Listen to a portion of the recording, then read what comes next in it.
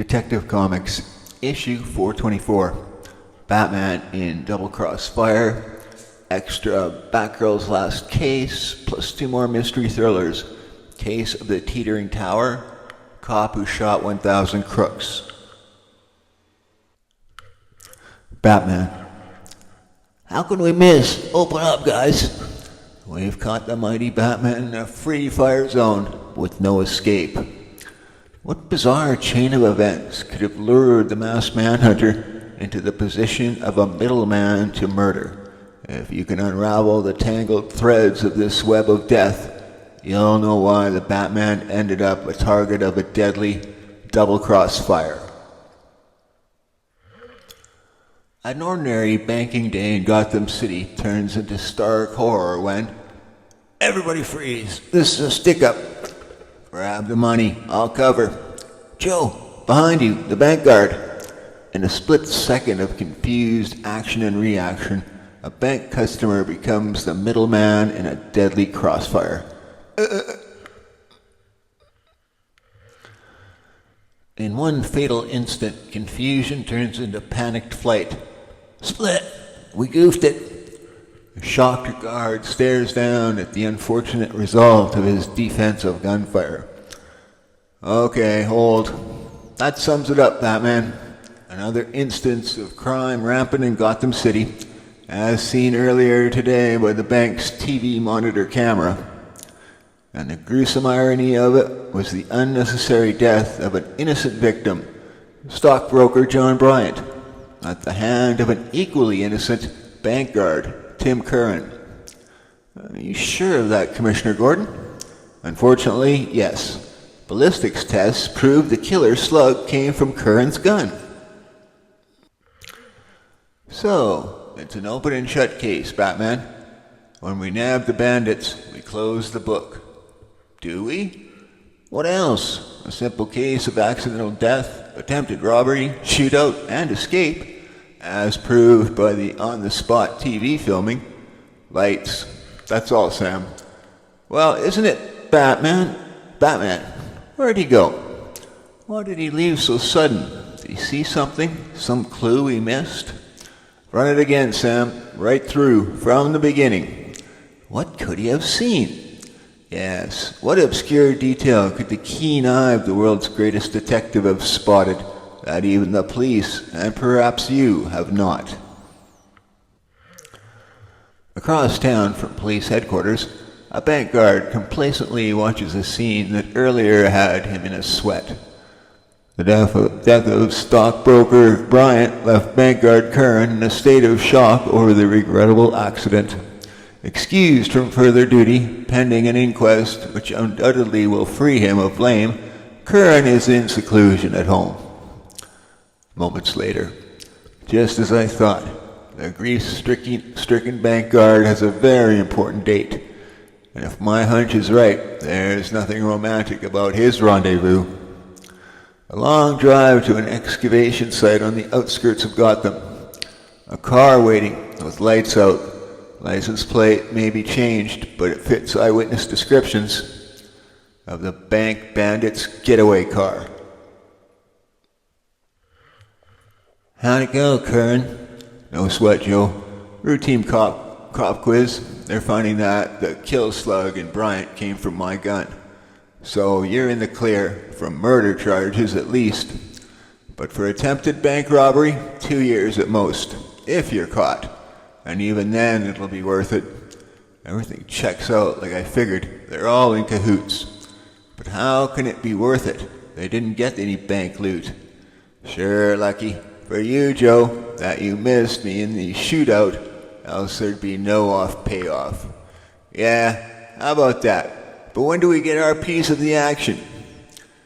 You know our agreement. Just let Bryant's widow bury him proper, then you boys get your split. So, the entire bank scheme was a setup, a cover for the cold-blooded murder of John Bryant. And Curran was the mastermind behind this perfect crime. But why? What did he have against Bryant? Stay in hiding, guys. I'll contact you later. Curran's taking off. Do I follow him and lose the bandits? No way I can lose Curran. No way. So these creeps are mine for keeps. Everybody out. This is a raid. What? The Batman. Howdy. By seeing you on closed circuit TV, Joe, you're quite a dead shot when it comes to stationary targets like bank clocks. When you come to, Joe, the answer to why I'm here may dawn on you. Just dream of the one boo-boo that made that faked hold-up. The little slip-up that's breaking up that old gang of yours. Shortly at police headquarters, book them for attempted bank robbery and accomplished murder. You mean they're the wanted bank bandits? The same, and more to come. Where's Gordon? Upstairs in the screening room, still puzzling over the bank monitor TV films. Batman, back so soon? Don't tell me you've already solved. It's obvious you haven't, Commissioner. Film back to the clock scene. You heard him, Sam. Roll it back. But Batman, that segment only shows when the shootout took place. Only that, Gordon. Look closely. Freeze action. Let's all study this still shot closely. Judging from the angle of fire, the bullet that stopped the clock had to come from the bandit's gun. And do you seriously believe he could have missed the bank guard that badly, at virtually point-blank range? Puzzle over what that adds up to while I close out this case. Later, at another Gotham residence, quite unlike the bank guard's modest headquarters, Mrs. Bryant, sir, I'm afraid she can't be disturbed. I'm afraid she'll have to be, if she wants her husband's murder avenged. Murder? What kind of insanity is this, Batman? I assume you are the Batman? Yes, ma'am, and you are the bereaved widow. Can you doubt I'm on the verge of collapse? Oh, how I love that man. That such a horrible accident should take him from me. Accident? Yes, I suppose that's the way it looks. How else could it look to the police? Everybody? I can only suggest, Miss Bryant, that it was planned to appear that way.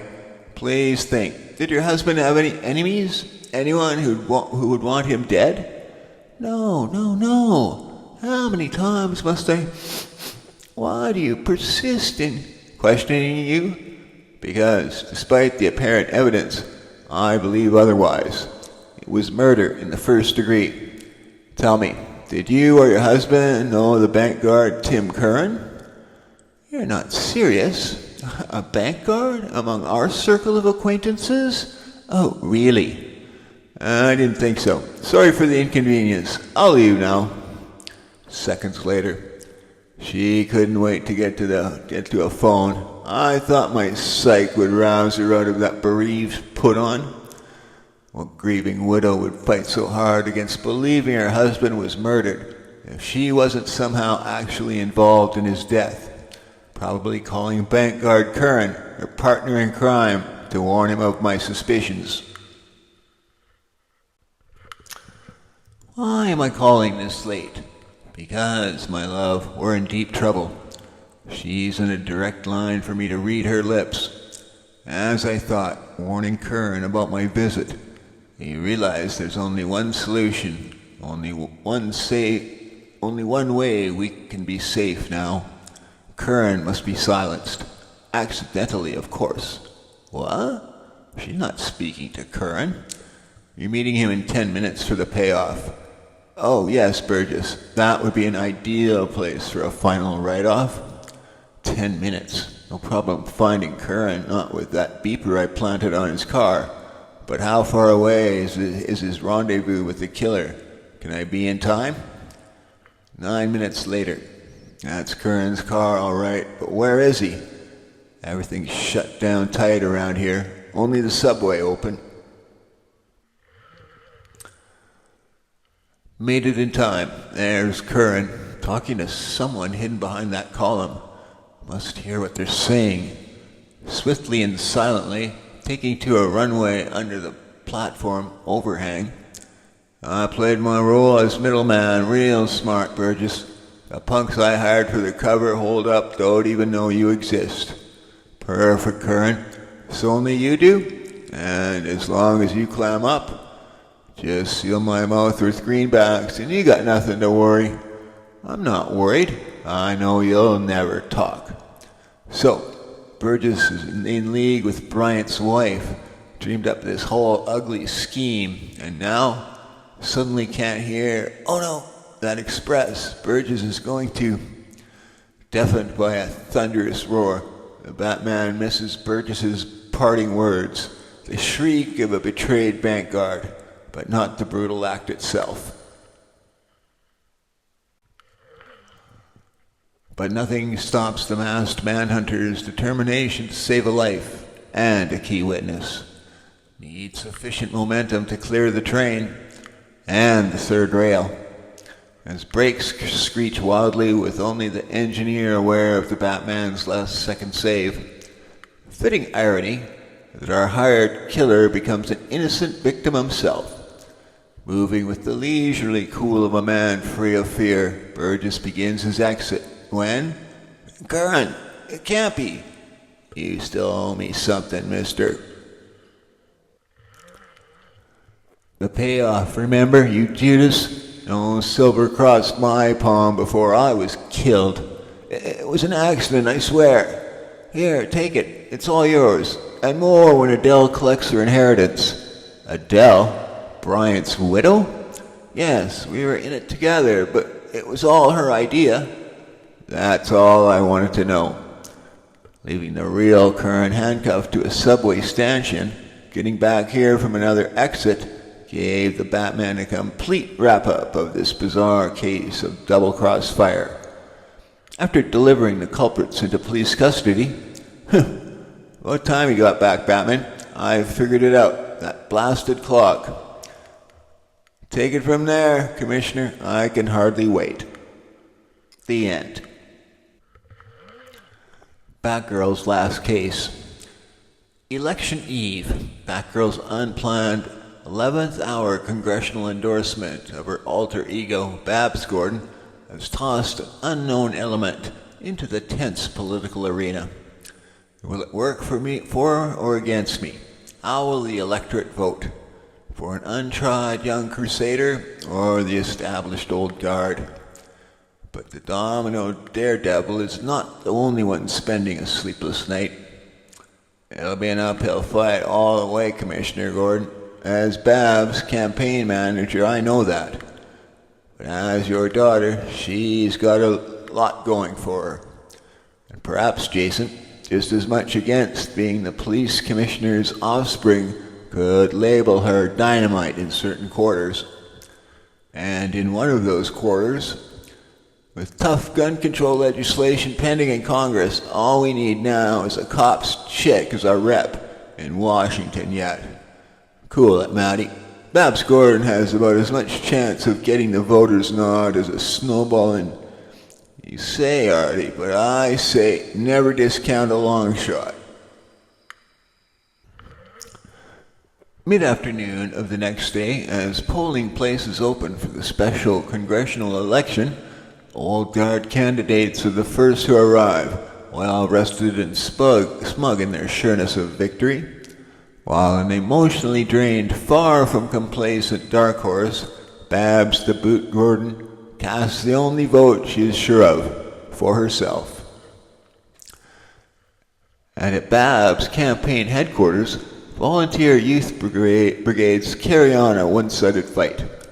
Let's multiply our vote by thousands and put Babs over the top. We gotta get out all the registered voters. Because if the voting is light, the opposition is a shoo-in. So get on those phones and roust them out. Well, across the street. Yeah, Jim boy, we got our own phone squad tapped in on Gordon's Get Out the Vote Kid Squad. Like I said, Matty, we turned this election into a sure thing for us. As the election day afternoon deepens into dusk, Mrs. Clunkle, I'm calling for the Elect Babs Gordon Committee. Have you voted yet? No. As soon as my husband comes home from playing tennis. Moments later, Mrs. Kunkel, this is your friendly telephone advisor. When your husband gets home, keep him there. It'll be safer for both of you to watch the election results on TV. Dig? What? And follow-up call after call. Mrs. Barton, do you know where your children are tonight? Just say we're interested parties, Mr. Dolezal. Interested in your health. The night air could be unhealthy for a man your age. Just hours before closing of the polls, a weary candidate returns from a canvass of her election districts. Looks bad, Jason. Voting's light with mostly the party faithful showing up at the polls. Very few of our supporters. Yet they all promise to turn out on the phone, but they can't vote by phone. What's keeping him home? Beg pardon, Miss Gordon. Mr. Bard, since we can't drag them to the polls, we kids have dreamed up an alternate crash program. Splitting up into flying squads, the young campaigners hit the crucial areas. No time for shut-ins, old-timer. Not if we're to boot the machine out. I'm your babysitter. No excuse for cop-outs now. Go out and vote. Beat it, punk. You're not pushing scared voters around anymore. And just before closing time, the miracle of Gotham City takes place. The biggest turnout in years, and from all indications, it could be the move that sweeps Boots Gordon to victory. Shortly after 10 p.m., scattered returns start coming in. So what could we do, Matty? You can't strong-arm the entire electorate. Well, I know what we will do if the voting goes the wrong way. And as the results firm up in Gordon campaign headquarters, it's all over, folks. TV crews are on their way over to boot Gordon's. Coming from my acceptance speech, Jason, but I'm so dog-weary, not sure I'll know which side of the mic to speak into. Other candidates concede the election to Miss Gordon. That's our cue, boys. Get going. Remember to get at her. You got to take her watchdog, Jason Bard, first. Moments later. This is a pal, Mr. Bard. You want to save the life of your girlfriend, your crime-busting playmate Batgirl. My who? In 10 minutes, she'll be walking into a death trap at Gotham Park Zoo by the SEAL tank. Click. Jason, what's up? Leaving when I'm about to? No time for it now, Babs. This is priority. No time even to try and contact Batgirl. She'd be on her way there by now. Ugh, Bart fell for it. Handle that TV gear with care, man. Oops, sorry, I'm in a mean hurry. So I see, pal. Huh? Something familiar about that TV guy, but I never saw him before. That's our target, boys. Set up our gear near the podium. What would yank Jason away in such a rush?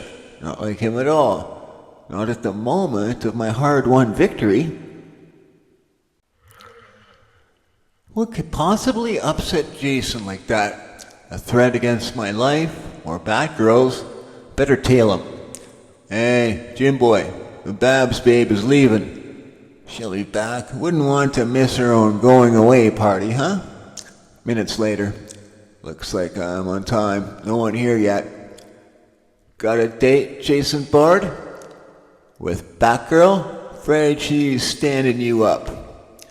Afraid she's not, creep. Take your man, Jason. Batgirl, you ain't supposed to be here. Batgirl ain't supposed to be here. And that phone call was a decoy to lure me away from Babs. Of course, that TV crewman I bumped into, his voice was the voice on the phone. Between us, Jason, we didn't have a date. Just who are you meeting here? Can't explain now, Batgirl. Got a deadline to keep. At least it will be if I don't. Can't imagine what deadline Jason's talking about, unless it's my TV acceptance speech, in which case I'd better be back in my role of Babs before he gets there. Breathless minutes later, from the campaign HQ TV monitors set upstairs, we now switch to you, Barbara Gordon's campaign headquarters. Good Lord, no, they mustn't switch on those mics. Racing an unseen enemy, Jason runs into 3 real ones, leaving in haste. The winner, Babs the Boot Gordon. Take it, Miss Congresswoman. No, don't touch it, Babs. Out of my way. Jason, what's... Down, Babs, down. Whew, cut the power to TV gear in the nick. Then, sorry to interrupt your victory speech, Babs, but just as I figured, the mic's packed with high-intensity explosives, wired to go off when switched on. Days later, the underworld opposition, rounded up with Jason's help, Congresswoman Babs Gordon departs for her new life in Washington, D.C. We're going to miss her, Commissioner Gordon. Gotham City is going to miss her. More than you know, Jason. We're also losing Batgirl. And as Gotham City loses an ace crime fighter in Batgirl, it gains one in Jason Bard. Don't miss his dramatic detective debut in the next issue of Detective Comics. The end.